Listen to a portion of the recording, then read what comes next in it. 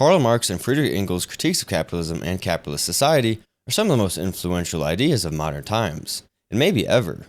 They've led countries around the world to allow much greater government intervention into economic and social affairs, and it served as the ideological banner that inspired the socialist and communist revolutions of the 20th century in places like Russia, Cuba, North Korea, Cambodia, and China, which may have led to the deaths of like 60 to 100 million people, but who's counting? Marx's main prediction is that capitalism would inevitably collapse into communism because of his belief in historical materialism, which derives all problems of history down to economic class conflict. Living in the mid-19th century, he believed that industrialization in a capitalist society would drive down wages to the middle class, or petite bourgeoisie, and force all of them into the lower class until there are only two classes remaining, the bourgeoisie and the proletariat. By this time, in the mind of Marx, the sheer numbers, impoverishment, and exploitation of the proletariat by the bourgeoisie would ensure a revolution would be at hand, and the resulting overthrow of the bourgeoisie would put all the capital and means of producing the capital equally into the hands of workers, resulting in a dictatorship of the proletariat during the transition to an ultimately classless, moneyless, and stateless society, where each person produces and consumes according to the maxim, from each according to his ability, and to each according to his needs. But Marx was wrong about something more fundamental than economics. He was wrong about change. And I don't just mean he was wrong about the changes that would come about.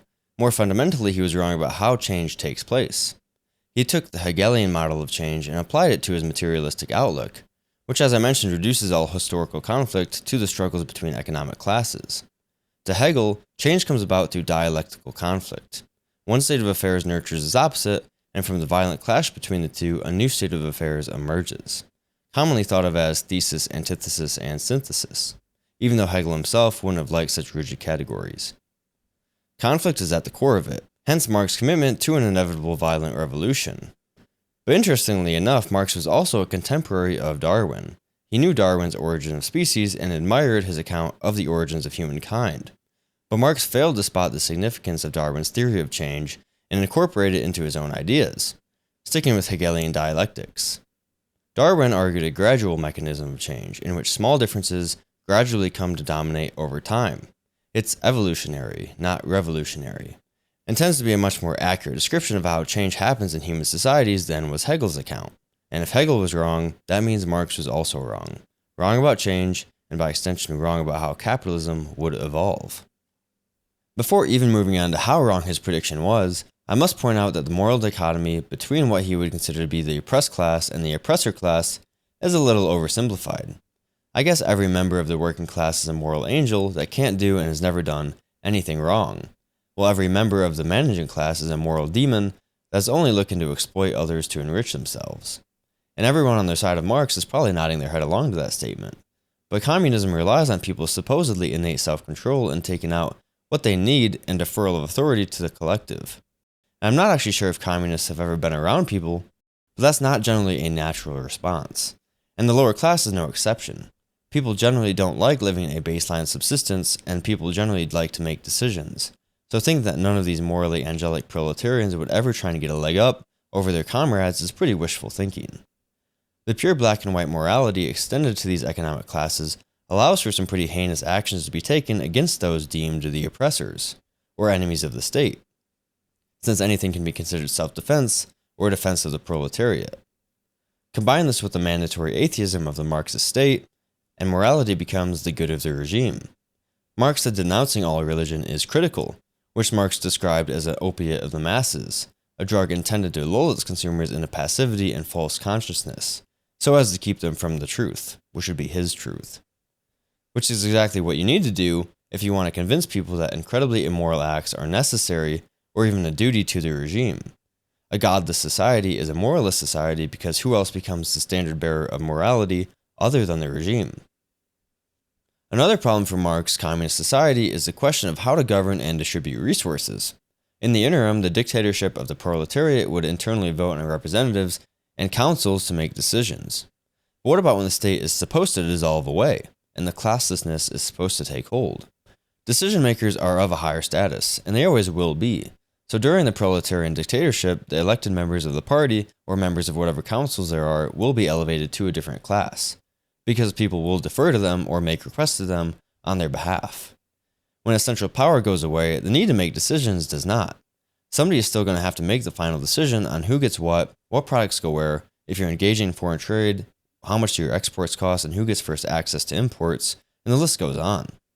If you think that every worker is going to democratically vote on every issue all the time, then every day is going to be spent gathering everyone together and voting instead of working.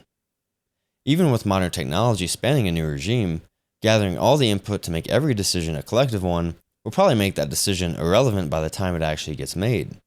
This means that appointed decision makers will be a different class, with more power to control, more power to exploit, and no checks and balances that better systems offer.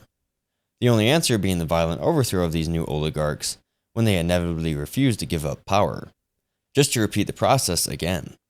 Unless, of course, those decision makers just kill everyone threatening them first. I mean, take one look at the past and you'll see that's kind of the common through line of revolutionaries, particularly of the Marxist inclination. Unfortunately for Marx and the people who proclaim his ideology, and fortunately for the world, he could not have been more wrong. As economies became more advanced, both wages and living standards rose to levels no economist would have predicted.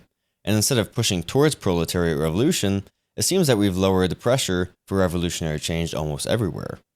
Marxists and progressives in general talk about the growing wealth inequality under capitalism, but they never talk about the continually rising level of baseline wealth and lowering of absolute poverty in capitalist societies.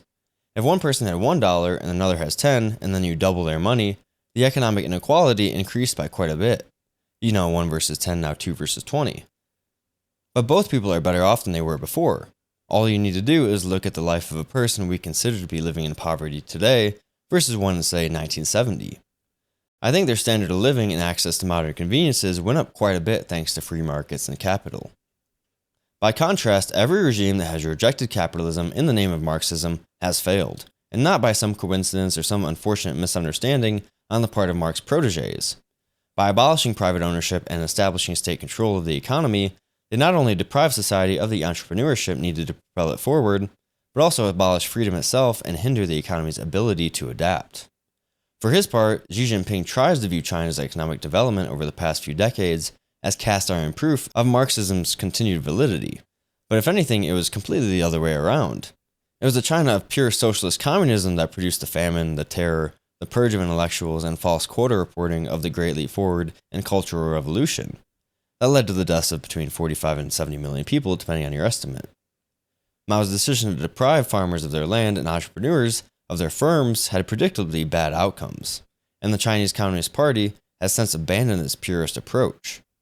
It wasn't until Mao's successor, Deng Xiaoping, that the CCP allowed China to economically open up.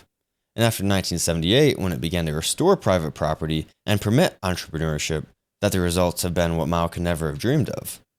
But despite the communist title, the wealth in a proclaimed socialist market economy has not exactly been spread out equally, since communist regimes tend to worry an awful lot about media optics and internal control, which is why China has these very high-tech skylines while putting nets around their factories so they don't incur any lethal liability. The most glaring example everyone thinks of started in St. Petersburg with the abdication of Tsar Nicholas II in 1917 after failures against the Germans in World War I. The ensuing Russian Revolution led to the rise of the Bolsheviks and their leader Vladimir Lenin within the provisional government. The Bolsheviks gained influence by weaponizing civil unrest against the provisional government and emerged as a ruling party through the armed insurrection of the October Revolution, including the assassination of Nicholas II's entire family, since they are the oppressor. After their creation of the Russian Soviet Federative Socialist Republic, the first state in what would be the Soviet Union, the Bolsheviks immediately established a secret police to uncover, punish, and eliminate those considered to be enemies of the state, in campaigns called the Red Terror.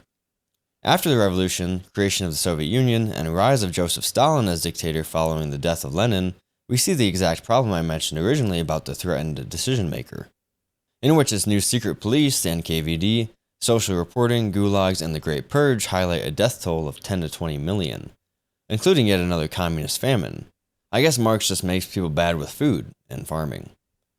There is a reason why we haven't seen the economic boom in Russia that we have in China or other former Soviet states.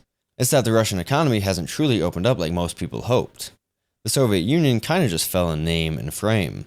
Sure, they lost their name and their satellites and became democratic, But the same oligarchs that owned everything before benefited from privatization under Boris Yeltsin and created substantial political and economic instability that allowed the authority of the central state to be reasserted under Vladimir Putin only a few years after the fall of the USSR. In 1975, Pol Pot and the Khmer Rouge took what some would argue to be a more direct Maoist or Stalinist line, which would make sense since Mao's CCP was by far the largest foreign source of funding for what is more formally known as the Communist Party of Kampuchea. Khmer Rouge carried out a radical program that included isolating the country from all foreign influences, closing schools, abolishing banks, and collectivizing agriculture. And their desire to create a nation of agricultural peasants led urban evacuees to be sent on long marches to the countryside, which killed thousands of children, elderly people, and sick people. Those occupying elite professional roles were usually sent for re-education, which in practice meant immediate execution in the killing fields or confinement to a labor camp. This killing of intellectuals and professionals led to a problem of knowledge and organization in the new agricultural society, leading to a famine also straight out of the Maoist playbook. It took the invasion of the Vietnamese army to overthrow the regime in 1979 and end the Cambodian genocide that took the lives of between 1.5 and 2 million people, which was 25% of the population. I haven't even mentioned probably the most repressive and autarchic of them all in North Korea, or the one closest to home in Cuba, but I think you can get the picture. At the end of the day, theories are only as good as they can actually be seen in the real world. Not that I would say communism is a good or moral system regardless, but at least it could show some viability. People may say that when you get into Karl Marx's critiques of the political economy or the Gotha program, there's more reason and nuance and potential there, but I feel like if there really was, somebody in the past 100 years wouldn't have missed all those parts. This also doesn't mean that all of Marx's critiques of capitalism are wrong or that capitalism is flawless, because it certainly isn't. But in a similar fashion to how Churchill said that democracy is the worst form of government, except all the other forms that have been tried, capitalism might just be the worst economic system, except for all the other forms that have been tried. Thank you for watching. Let me know your thoughts down in the comments. If you enjoyed, don't forget to like and subscribe, and I'll see you in the next one.